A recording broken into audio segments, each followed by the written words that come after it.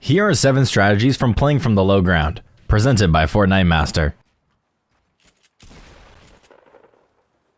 After making so many videos on topics like building tricks and the advantages of high ground, we've received a handful of requests to make a video on playing from the low ground. While we've made one before, we felt that it wasn't really to our desired standards, so we've decided to tackle this topic again. Knowing how to play from low ground is an essential skill, because building is not always an option. Whether it's early game, you're running low on mats, or other players are just way too good at keeping height. And if used correctly, low ground tactics and peaks can be extremely effective. Without wasting any more time, let's get started. When you're on the low ground, don't give the player on the high ground free shots by running around in the open. Take advantage of builds for cover. Use them to break line of sight with enemies and force them to take a different angle or drop down. This is one of the only few ways that a person on the low ground can control the fight and force the player with the height to react. One good way to do this is sticking close to a wall, forcing your opponent to build or jump almost directly above you in order to get an angle. Or let's say some players are on top of a mountain holding the high ground. Sometimes you can simply break the line of sight by hugging the side of the mountain, then move around it to build up from a different side, or choose to disengage safely. Get creative with this. Try to use line of sight to force the player on the high ground to reposition or take an awkward angle. If you're gonna learn to be a true low ground warrior, then you're gonna learn the 5 Ds of dodgeball. Dodge, duck, dip, dive, and dodge. If you master the 5 Ds, no amount of bullets on earth can hit you. In other words, make it hard for the player on the high ground to track your location. If you're constantly ducking and weaving in and out of buildings or tunneling around, it'll make it harder for the enemy to know exactly where you are. It's much easier to get the jump on them or even retake height when they're busy trying to find you. This tactic is kind of situational, however, as it requires there to be a decent amount of builds or natural cover on the low ground for you to duck in and out of. You can, of course, create these builds yourself by tunneling around, but it works much better if there was a big build fight or some pre-existing buildings for you to use. Basically, use the cover to constantly reposition, take unexpected angles, and make it difficult for the enemy to get the drop on you. Just because an enemy is on the high ground doesn't mean you have to build up to them. Breaking the foundation of a building or shooting the enemies down from high ground can both be good options, depending on the situation. If a build fight feels like it just keeps going up with any real damage dealt to either player, you can always choose to drop down and look for weak points in the structure. Here are a couple of tips if you're going to do this.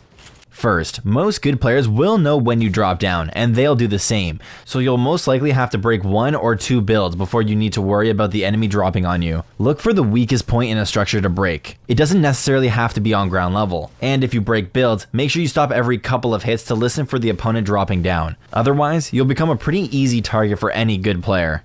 Second, the goal of knocking down a build fight doesn't always have to be to kill the enemy with fall damage. You can easily knock down a structure and prepare to build up for free high ground as the enemy is falling, or even shoot them on the way down if you know they're low.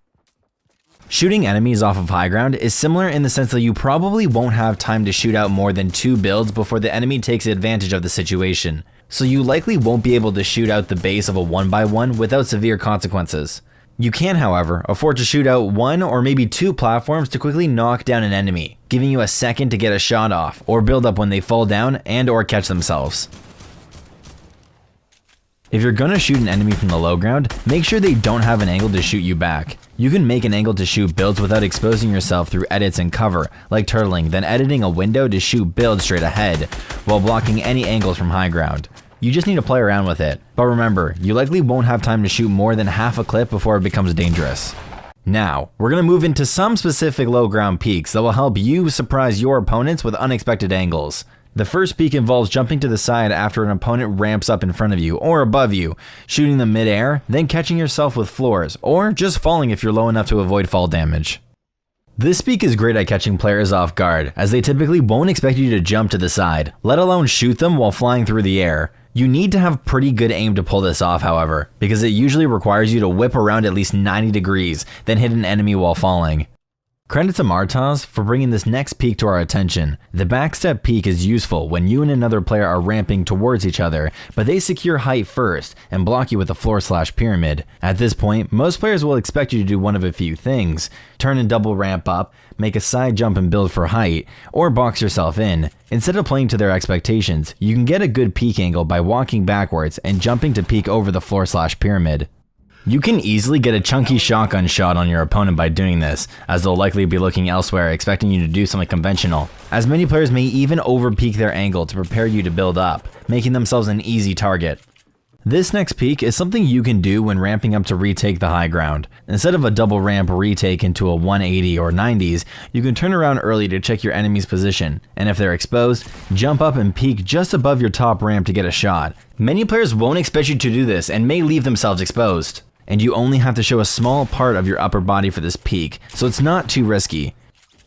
Finally, you can get decent shots from the low ground by simply predicting where the enemy is going to peek and trading back. We only recommend doing this when you know the other player is on low health or doesn't have mats to build.